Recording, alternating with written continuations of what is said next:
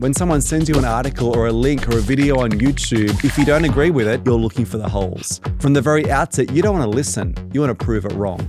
In this video, I'm going to show you the dangers of defining yourself by your opinions and look at 3 keys for avoiding that trap. My name's Michael McQueen. I'm a best-selling author who works with leaders of Fortune 500 brands, helping them stay one step ahead of change. Every one of us knows people who define themselves by their opinions, whether or not you should get vaccinated, the whole issue of abortion, whether you're pro or whether you're against. Or maybe, hey, can we actually work remotely or does everyone have to be back in the office? Everyone's got firm ideas and opinions about all sorts of things today. Opinions are fine. The problem is when we start to define ourselves by those opinions and worldviews. Now, we all know people who are like this. They're the ones that are hard to talk to. They're the keyboard warriors on social media. They may even be in your family. Hey, maybe it's you.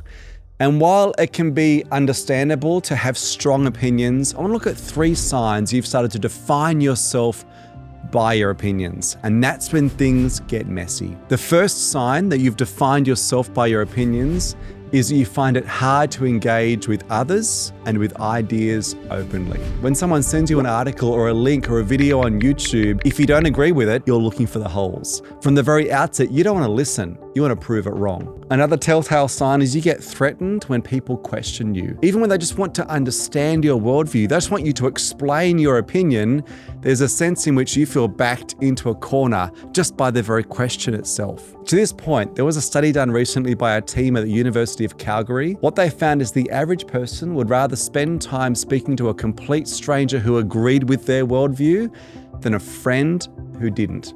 The second sign that you've begun to define yourself by your opinions is you fall into something I call the 2D trap.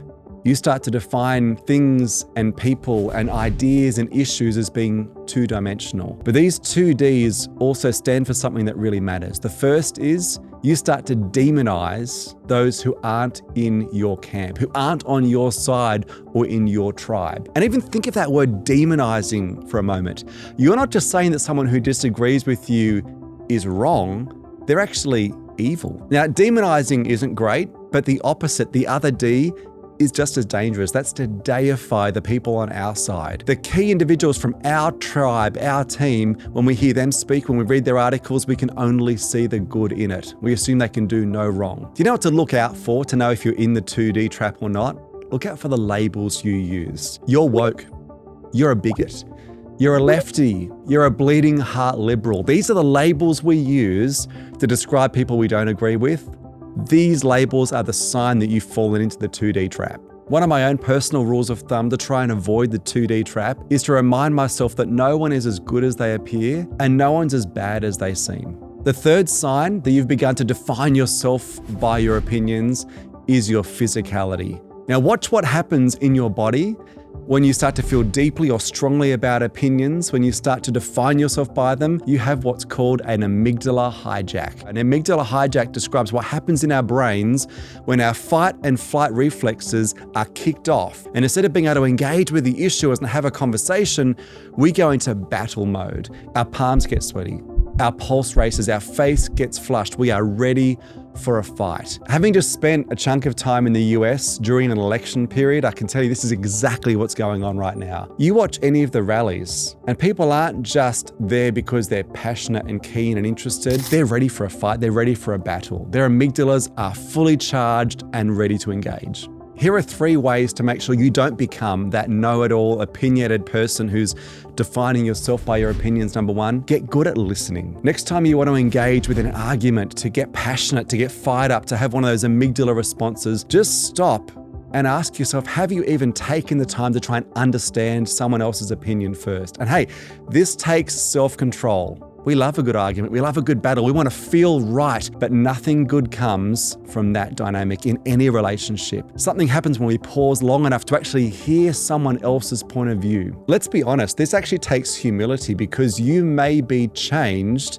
by an interaction where you genuinely listen. I love the insight from Alan Alda, legendary actor from the MASH series. He said, real listening is a willingness to let the other person change you. The other great thing about listening is it actually makes you more persuasive. People are more likely to listen when they feel listened to. This is when constructive conversations happen. Number 2, the second key to not be that person who's defined by your opinions is proximity.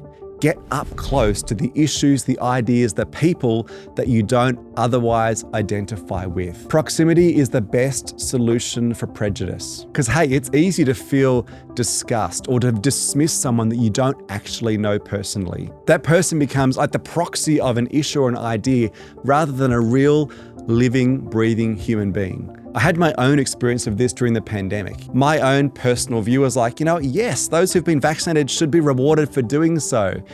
Until I started going back to the gym. And I noticed every day one of my friends who I've been working out with for years had to work out outside the gym on the footpath. And why? Because he hadn't been vaccinated. And watching that day after day after day, there was that sense of almost like apartheid, this idea of he was the great unwashed. It didn't sit well for me at all. And it's easy to demonize a nameless, faceless group of people or to demonize an issue. But when it's a person that you know and care about, it's harder to do that. The third key to not be that person who's defined by your opinions is to be generous. To assume the best in other people. I read a great principle in a book called Super Thinking, and the authors of this book said, whenever you're engaging with someone who's got a strong view that's different to yours, force yourself to conduct an MRI. What's an MRI?